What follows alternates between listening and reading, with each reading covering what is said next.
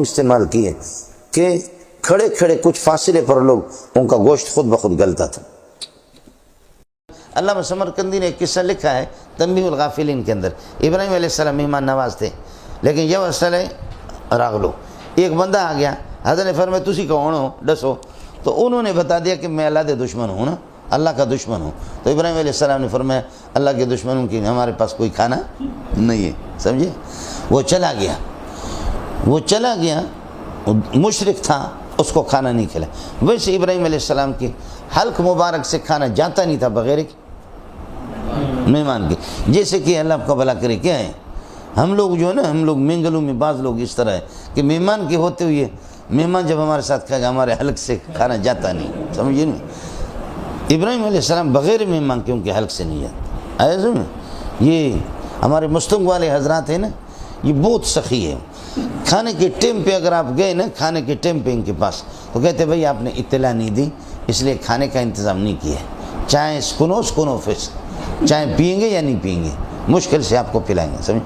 آپ نے اطلاع نہیں، کھانے کے بعد گئے بھائی کھانے کا ٹائم ابھی تو نکل چکا ہے، کھانے سے پہلے اگر آپ گئے ابھی کھانے کا ٹائم نہیں ہے، سمجھ رہی میں کہ؟ اور چوتھی ایک صورت یہ ہے کہ بھائی دروازہ کا سلی سنداڑے ای رکھ کو نہیں وہ بری ہوئے، آپ ادھر ٹھہرو میں کھانا کھا کر کے آتا ہوں، سمجھے بھائی؟ گھر سے کھانا کھا کر کے آتا ہوں پھر ہم لوگ چلتے ہیں، سمجھے؟ آیا مسئلہ سمجھ؟ مینگل قوم کی بڑی خوبیاں ہیں لیکن مینگل قوم میں دسترخوان نہیں ہے، سمجھے؟ دسترخوان نہیں ہے مولوی صاحب، اور جہاں دسترخوان نہ ہو اس قوم کی ساری خوبیوں پہ پانی پھر جاتا ہے، یہ بھی بہت بڑی بات ہے، سمجھ رہی میں کہ دسترخوان اللہ نے عربوں کو دی ہے اور دسترخوان ایران کے اہل سنت والجماعت کو دی ہے، واقعتا دسترخوان ان کا ہے مولوی صاحب، سمجھے؟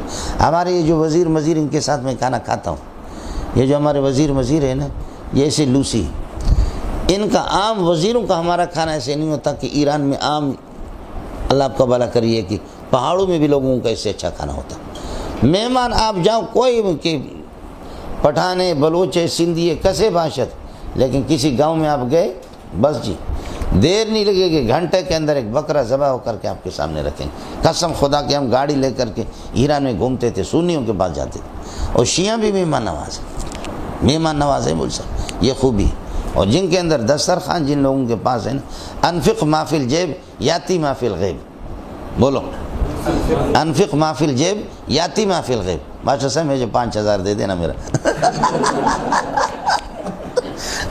کہتے جیب میں جو کچھ ہے نا وہ خرچ کرو، غیب سے خود بخود آ جائے گا، سمجھے؟ تو یاد آ گئی مجھے غیب سے، آیا مسئلہ سمجھ؟ جی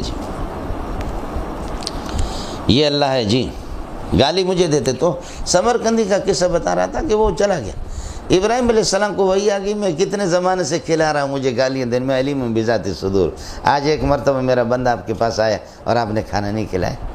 ابراہیم علیہ السلام بے چین ہو گیا، دوڑا کہ یہ کہاں گیا، تلاش کرتے کرتے دور سے جا رہا تھا، آواز دی کہ اللہ کے واسطے آ جاؤ، اور منت مانی کر کے لے جا کر کے ان کو کھانا کھلایا، کہ رب کی طرف سے وہی آ گئی۔ اس لیے پوچھنا بھی نہیں ہے، جیسے فرشتے گئے، سمجھے، اور امارت کی شکل میں نوجوان بن کر کے گئے حضرت کے پاس، بیرش ہو کر کے گئے، حضرت نے پوچھا نا پھر میں تسی صبر کرو، پانی پلا، فانجا بعجل حنیذ، بھون کر کے یہ کہ بچڑا اور گوسالہ اس نے ذبح کر کے گوشت بنا کر کے ان کے سامنے لا کر کے رکھا۔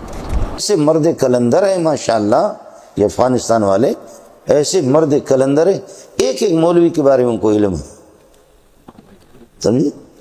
ٹھیک ہے وہ استاد جی کہہ کر کے کچھ تو کریں گے، لیکن ان کو خوب علم ہے کہ ہمارا اصل بندہ کون، مفتی نظام الدین تھا، سمجھے؟ یہ اللہ کا کلام میرے سامنے رکھا ہوا، سب سے پہلے ان کی حمایت میں جلسہ کیا مفتی نظام الدین تھے، سمجھے بھائی جان، سب سے پہلے۔ اور آج مولانا احسان اللہ ٹکروی موجود ہے جو جمعیت کے ذمہ دار ہے، ان حضرات نے جلسہ رکھوایا، مولانا احسان اللہ ٹکروی، اس سے پتہ کرو۔ تو سب سے پہلے اس جلسے میں جو سب سے پہلے کراچی میں جو جلسہ ہوا ان کے حق میں، یہ مولانا احسان اللہ ٹکروی وغیرہ، احسان اللہ ہزاروی رحمۃ اللہ علیہ بڑے پیارے آدمی تھے، فال ہو گیا جب یہ ٹکروی مکروی یہ انتظام اسٹیج سے ہوئے تھے، بیان مفتی صاحب کا تھا، مفتی صاحب سے پہلے میرا بیان، سمجھے؟ حمایت مفتی صاحب نے کی. اور بعد میں جب کہ انہوں نے سیاف میف کو بھگا دیا، بھگانے کے بعد جب ان کے پاس ہیلی کاپٹر آ گئے، ساری چیزیں طالبان کی حکومت آ گئی، سارے پہنچے، سمجھے، سارے علم نکم معکم، کیا ہم تمہارے ساتھ نہیں تھے؟ تو پھر ایسے ان کو جہازوں میں گھمایا پھرایا کہ سمجھے، جہاز جب جا رہے تھے پہاڑوں سے اوپر نیچے ہیلی کاپٹر، ایک عجیب منظر ہمارے سامنے تھا.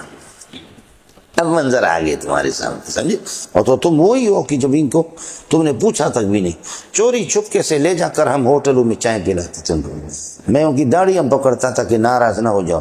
مزاج کی بات ہے، یہاں کا مزاج اس قسم کا ہے.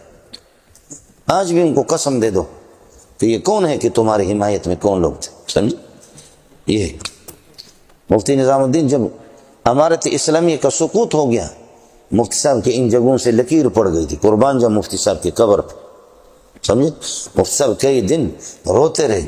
آج بھی حضرت اقدس مولانا محمد زیب صاحب سے معلوم کریں، مفتی صاحب سبق کئی دن نہیں پڑھائے، روتے رہے، زار و قطار روتے رہے.